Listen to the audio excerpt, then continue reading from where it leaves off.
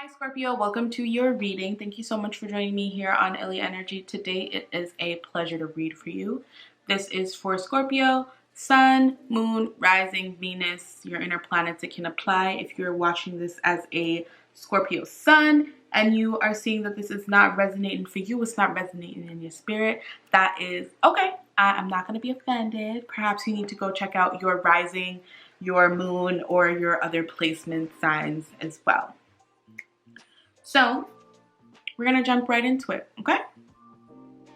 And we are going to see what messages are to come through for our Scorpios.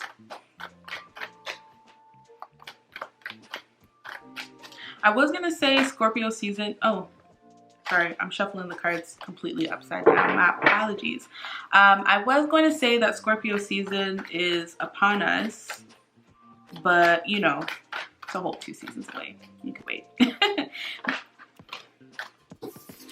We have the Death card. This seems to be a common theme that's been showing up in the readings, and I don't know if that is because we are in a period of change and transition. A lot of the astrologers that I follow and that come onto my timeline, they are saying that August is just that time for change and transformation. We have the 3 of Pentacles. Maybe there is going to be change in your work life.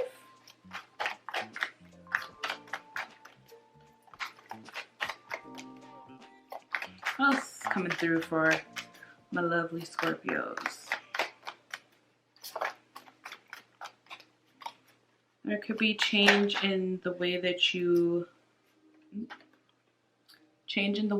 live your life. We have the 4 of Wands. There could be change in your familial structure. Some of you may be moving out. Some of you may be ending relationships. Might be getting some sort of a divorce child.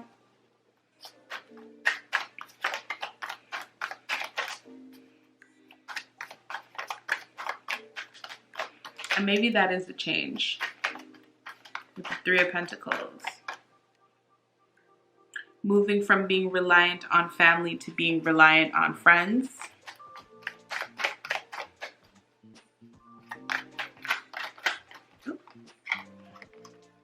Yep, we have the Hierophant and we have the 6 of Wands. Definitely a change in family structure. Okay, I feel like a lot of you guys are leaving a long-standing relationship, and this is actually really interesting because I feel like this is a common theme with Scorpios, as I'm seeing as I work with Scorpio energy and read for Scorpio, is there's definitely a challenge to your family structure at this point in time. I believe in the last reading I also said the same thing as well. Like, there is major shifts that are happening within your family structure, okay? Because the Hierophant showed up, it is leading me to believe that if you were in some sort of union, that union is just no longer, it's not going to be a thing anymore. It is done, it's over with, and it's time for you to move on and to accept it. Some of you have already been accepting it. Some of you are really, really happy that this is over. Of course, an ending is never easy, so you're as happy as you can be about the situation. But the thing that's making it easy for you is that there are people in your life who have probably been through similar circumstances. Like, I feel like this is you in the picture. Like, you are drawing the model, and the person that is over your shoulder is someone who has already been through a similar situation. So it's kind of like you have coaching. You're not completely alone during this transition, which is good. It can be very hard to walk away from a family structure I typically don't read cards when they show up in the reverse, and it seems as though this is the only card in the deck that is in reverse. We have the Knight of Wands in reverse, so I'm just going to read it as is. When cards show up in the reverse, I just take it as a sign that I need to read it that exact way. So with the Knight of Wands in reverse, I feel like this is a decision that you came to after much delay. After much delay. It wasn't something that you woke up yesterday and said, all right, I'm leaving today. This is something that you have been lamenting on, and you've been waiting and praying for better days and praying to have an excuse to stick around and stay, but that excuse never came. And you were finally confronted with the facts, and the facts are that this is not a viable situation anymore. I feel like even though you know it's not a viable situation, you're still dragging your feet. You could be dragging your feet because you want to, but you could also be dragging your feet because of circumstances. Like, for example, if you guys have a house together, you're sharing a lease or something permanent like kids or something like that. There's a lot of things that you need to work out in order to be able to move on. And all of those really serious things, it's what's kind of delaying your process and moving forward. We have the High Priestess, which to me, anytime I see the High Priestess in a reading, I just feel like everything that I'm about to say, the sign already knows, and you're just looking for confirmation, and that is okay. I'm here to give it to you. What else does Scorpio need to know?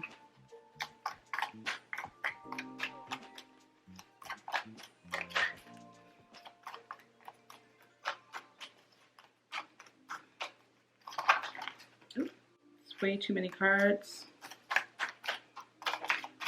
Scorpio, I do want to say congratulations. I don't know if anyone's told you that, but I do want to let you know that, you know, it's not easy to do what you're doing. It's not easy to put yourself out there. It's not easy to take risks. It's not easy to have to start anew. But I commend you for it. I'm just going to do a quick shuffle and pick something from the top. 5 of Cups. Yeah, see, I know it's not easy. I know it's hard. I know you're sad. I know you're just sitting here like, damn, like I really wasted all of this time, right? That's why I feel like for some of you guys, you know, I don't like to mess up my presentation. I'm very particular about my presentation. That's why I feel like for some of you guys, you are the ones that are causing the delay. Like you're not ready to go because you put in a lot of effort. You do still, like you see those 2 cups back there and you still feel as though this can be salvaged. You feel like there is some hope. And I think the hope lies in you guys separating and maybe seeing if you can come back together at a later point in time and maybe be friends. You know, that could be something that happens. But right now, it's just like the romance that was there is no longer. Like that romantic love bond is no longer there. Is care there? Absolutely. But the romantic bond is not there anymore. We have the Hermit card. The Hermit card wants to show face again. I guess it's because Virgo season is coming up.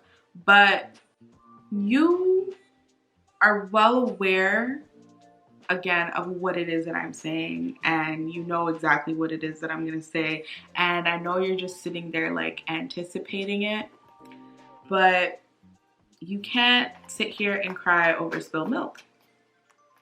You just can't do it. Death is natural, you know, not everything is going to last forever. And I know that you never enter a relationship plotting for it to be over, but we're well aware that they do have the capacity and the capabilities to end, right? And this is just your ending. And it sucks and it's unfortunate and You didn't see this coming, but you kind of saw it coming. You kind of saw it coming. You knew this was coming. You knew it was coming. But you just didn't want to believe that it would arrive here. And it has, and you have to deal with what it is that you see in front of you. And again, I will highlight the best part about this situation is that you are not alone, okay?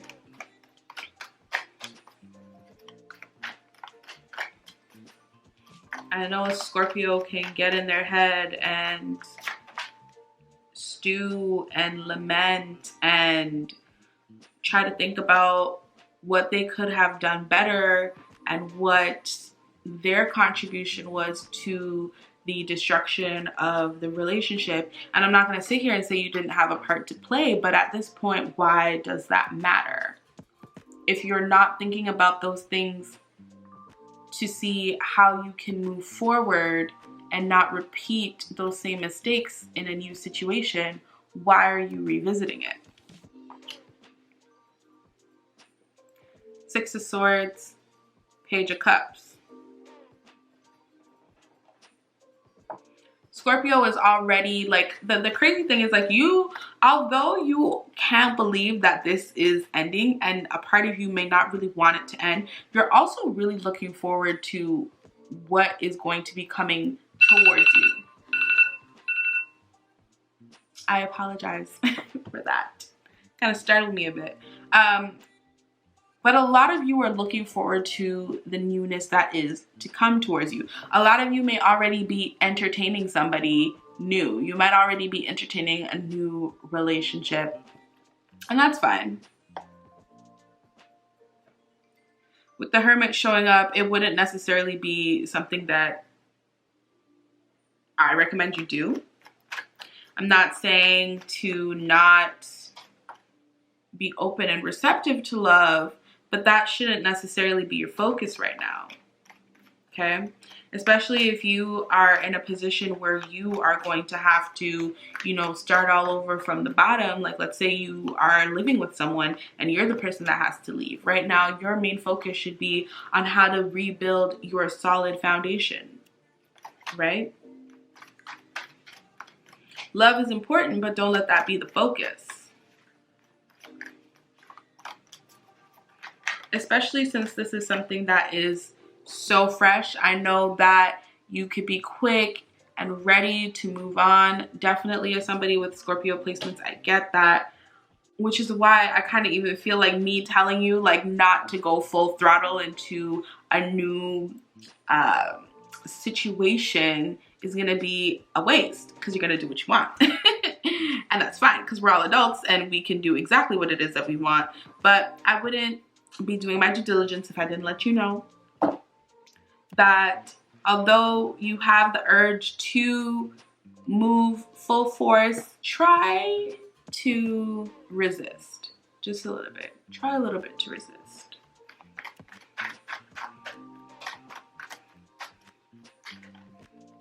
I feel like the reason that this is coming up for you guys, like the Eight of Wands and the Page of Cups, even though you're just now walking away from a situation, is because like you've been like checked out. Ooh, sorry. You've been checked out of this relationship.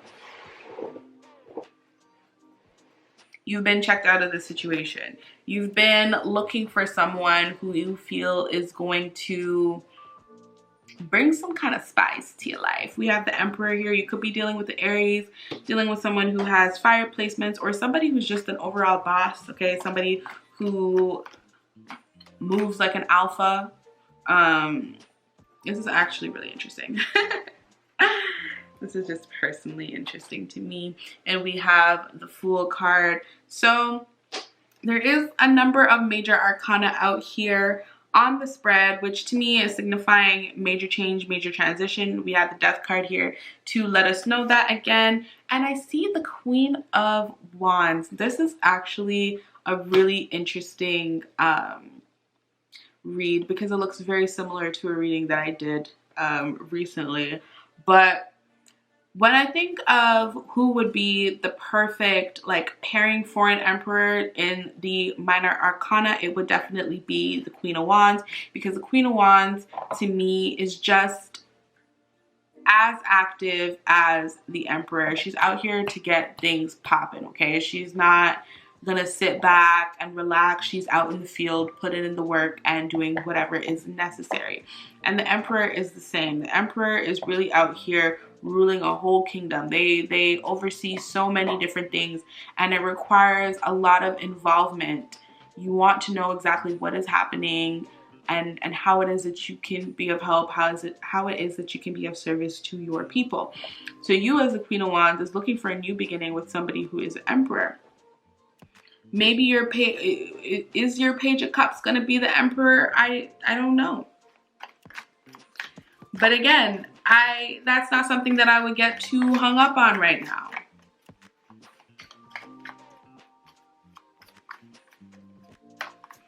What I like about the Emperor showing up though is it shows exactly what it is that you are looking for moving forward, right? Which I think is very important to identify so that you do not repeat the cycles that you just left.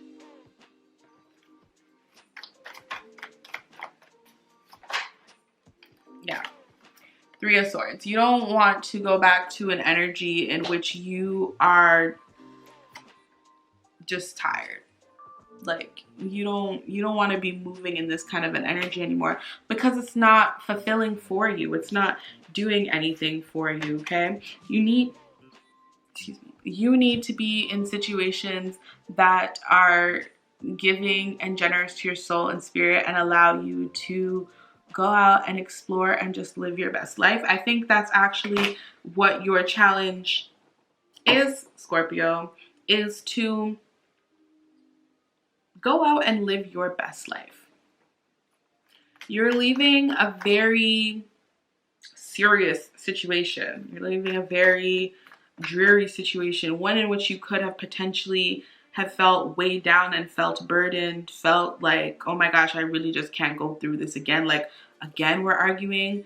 Again, we're in the same situation. We've been doing this for however many years we've been doing this. 8-9 years we've been going through this. And it's the same all of the time. That's just the furthest thing. Like I kind of forget a little bit where I was going with that because I got something stuck in my eye right now. But we're trying to navigate away from past experiences. And the best way for you to navigate away from past experiences is to spend that time to really think about what it is that happened in the past, how you contributed to it, what you allowed to happen, moments in where you could have been more assertive for yourself and spoke up a little bit more for yourself, and figure out how to take all of those lessons into this new chapter into your life, right?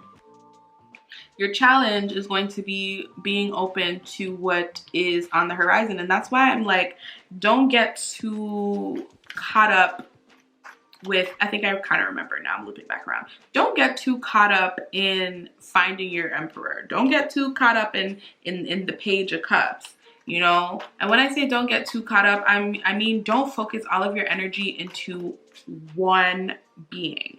You are coming out of a very committed and a very serious situation where you were with one person. And I know that it could be a little bit unfamiliar to be single, to date, to have options, but that is actually exactly what you need to have right now. And having options is how you're going to make sure that you don't repeat mistakes from the past. Yep. Have the Star card. Have hope and have faith. I know that you are probably a little discouraged because I'm saying like, don't really focus too heavily on like finding the right person, because that's exactly what you want to do. Like, you want me to tell you that like, yeah, this is your Prince Charming and this is what he looks like and da da da. But one thing about me is I'm always trying to empower somebody to do for themselves. And although I definitely have to say exactly what it is that I see, I also always try to put some narrative in there that highlights that you are able to do whatever it is that you need to do by your damn self. So, takeaways from this is, again, with the Four of Cups, I feel like it's just reiterating what it is that I was saying earlier about not getting too hung up on people of the past. Like, whoa, why did I say people of the past? There may be somebody from your past trying to come in. You see this cup that's coming in? There may be somebody from your past trying to come in. I'd be wary of that. But what I do want to say with this is try not to be too focused on what's presently in front of you, because if you focus too much about what's directly in front of you, you are going to miss opportunities that are trying to come towards you.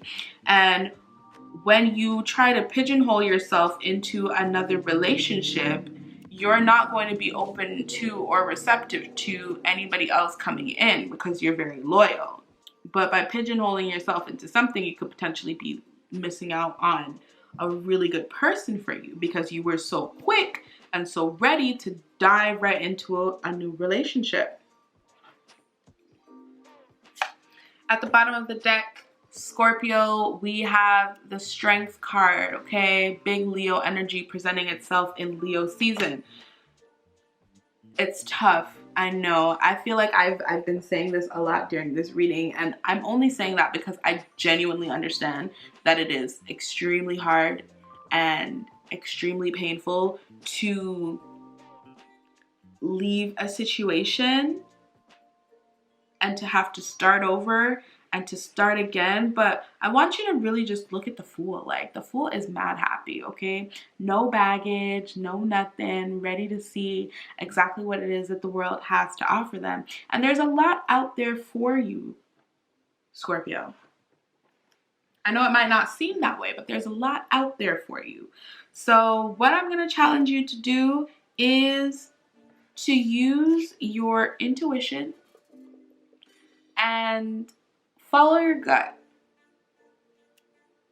I've presented my little input. Spirit has presented its input on what it is that you should and should not be doing, what it is that you should and should not be focusing on.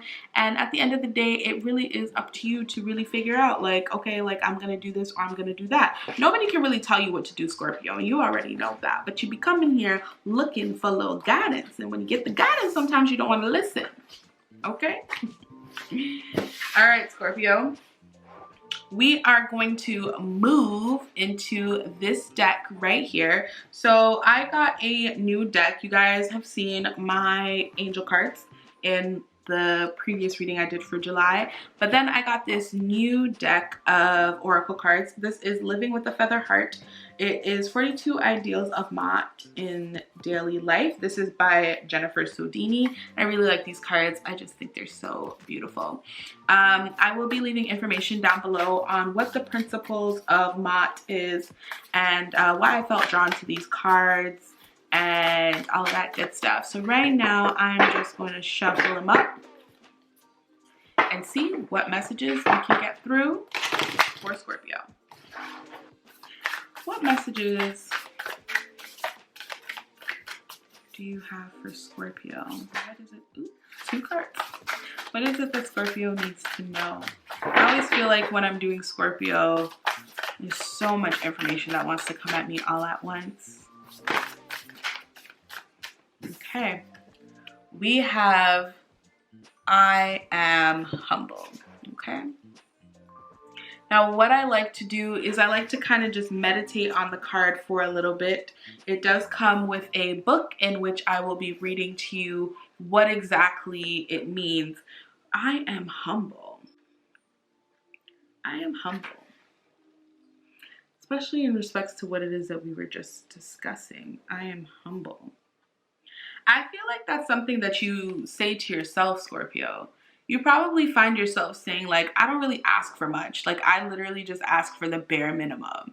Like, I'm not out here trying to have the moon and stars. I don't want, like, stars in the ceiling. I don't want a wraith. Like, I don't want, like, a 17-bedroom property. Like, I literally just want love and affection. I really just want someone who's going to respect me and treat me well. Like, I don't act like I'm better than anybody. Like, why is it that I can't find exactly what it is that I am looking for, right? Let's see what the book has to say. I am humble. The virtue of humbleness is the embodiment of the ideal of gentle confidence. This tender certainty pays homage to the notion that you are part of the all, a living, breathing consciousness within creation, an amalgamation of every element, a child of earth, and a sliver of the stars. So this is a Serbian proverb. Be humble, for you are made of earth. Be noble, for you are made of stars. It is advisable to remember the humble wisdom and modesty in every creation within creation is a part of the all.